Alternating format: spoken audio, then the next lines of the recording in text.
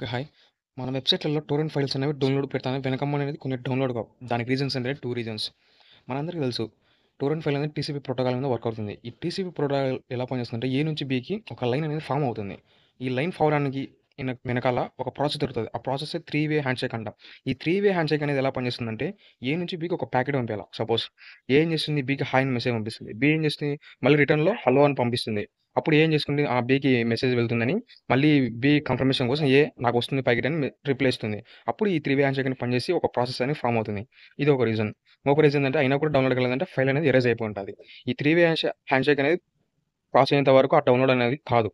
అయ్యేంత వరకు వెయిట్ చేస్తుంది. అందుకే వెనకమాల అనేది డౌన్‌లోడ్ కాదు. ఇంకొక విషయం పిచ్చి పిచ్చి వెబ్‌సైట్‌లలో టోరెంట్ ఫైల్స్ అనేవి డౌన్‌లోడ్ చేసుకోకండి. కొంచెం ట్రస్ట్‌గా నమ్మండి. లేకపోతే గిన ఆ 3 వే హ్యాండ్‌షేక్ అనేది బ్రేక్ చేసి వేరే చైన్‌ని యాడ్ చేస్తారు. ఆ చైన్స్‌లో మాల్‌వేర్ ఉండే అవకాశం ఉంటుంది. కొంచెం జాగ్రత్తగా ఉండండి.